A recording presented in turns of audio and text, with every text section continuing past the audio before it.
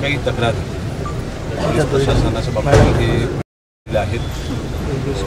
तालुक्याच्या बाहेर काही लोक इथे येऊन दहशत पसरवणे, ग्रामस्थांमध्ये दहशत पसरवण्याचा प्रयत्न करणे, त्यानंतर जे काही पोलीस कर्मचारी आहेत जे ह्या घटनेमध्ये कदाचित त्यांना समावेश असू शकतो असं त्यांचं म्हणणं आहे, ते अजूनही त्या पोलीस स्टेशनमध्ये असणे.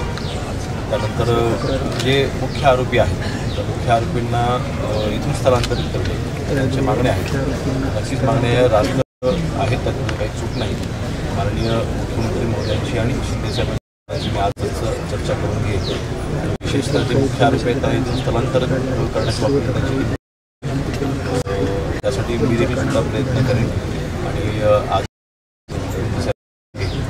आणि जेल प्रशासनाच्या मार्फत जर का कोणालाही VIP जात असेल त्याची मी आजच्या संपूर्ण माहिती चौकशी देखील करू. आणि जेल प्रशासनाचे जे प्रमुख आहेत त्यांच्याशी मी आज बोलून घेईन, त्याच्यावर देखील कारवाई करायला विचारतो. एकंदरीत माननीय शिंदे साहेबांचा निरोप आलो होतो मी आज की शेवटी जेव्हा घटना ताजी असते त्यावेळेला जसे दिवस जातात तसं थोडं दुर्लक्ष होत जातं, परंतु शिंदे साहेबांचं मात्र लक्ष ह्या संपूर्ण घटनेवरती आजही आहे. हाच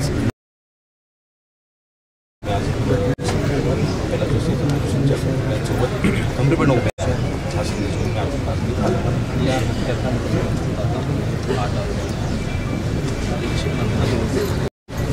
नावाचा आरोपी अद्याप पोलिसांना सापडत नाही. अपयश म्हणून मी 100% असं म्हणणार नाही.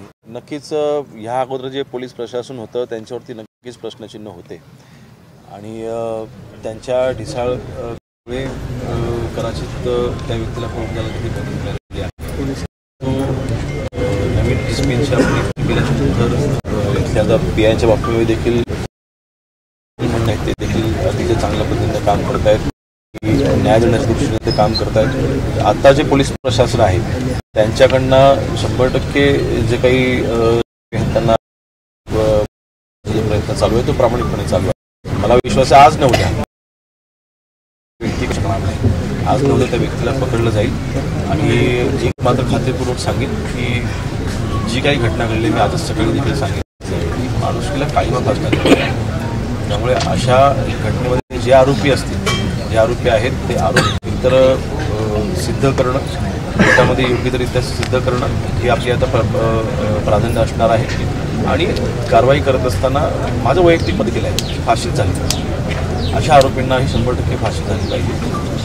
परंतु ह्या संपूर्ण प्रक्रियेमध्ये कुठेही केस लूज होणार नाही किंवा कोर्टामध्ये आपली बाजू ते कमकुवत होणार नाही ह्याची देखील खात्री पोलीस प्रशासनाने घेतली पाहिजे. त्याची या प्रकरणामध्ये जे काही B टीम म्हणून पुढे आली होती, आरोपींना सहकार्य केलं होतं, त्यांच्यावर कारवाई करायची मागणी कुटुंबियांनी केली होती, मात्र ती कारवाई होताना पाहायला मिळत नाही.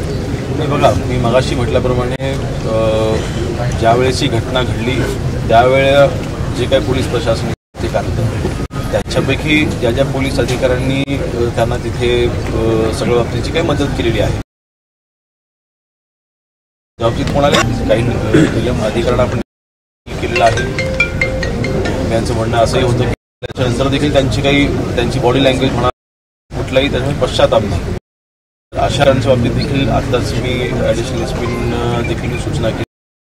अशा आरोपींना आपण बडतर्फ केलं.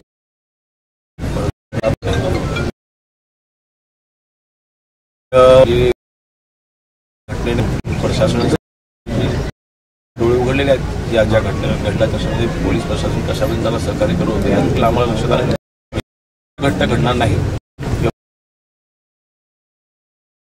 प्रशासनाचा नोंद घेण्याची जबाबदारी आता आम्ही पार पाडू.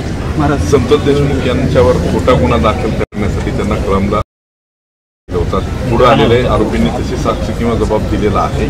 त्या प्रकरणातली एक संशयित महिला गुन्हा केलाय कुटुंबियांनी त्याबद्दल आणि काही तपास झालेला नाही. त्याची माहिती मला आत्ताच मिळालेली आहे. संपूर्ण माहिती घेऊन मी त्या बाबतीमध्ये सगळी चौकशी करायला लावेल. आणि ह्या घटनेच्या नंतर बीड जिल्ह्यामध्ये अन्य तालुक्यांमध्ये जे काही जाणूनबुजून यंत्रणा हलवणं असे जे काही प्रयत्न चालू आहेत त्या आम्ही ठेवलं पाहिजे अशा पद्धतीच्या सूचना मी आजच देणार आहे. म्हणून मला सांगते त्याबाबत मी संपूर्ण माहिती घेऊन त्याच्यावर मी कारवाई करणार आहे. दादा, या घटनेनंतर सुद्धा अनेक बीड जिल्ह्यामध्ये खुनाच्या घटना घडल्या, ज्या बऱ्याच नेमका हा क्राईम रेशो कमी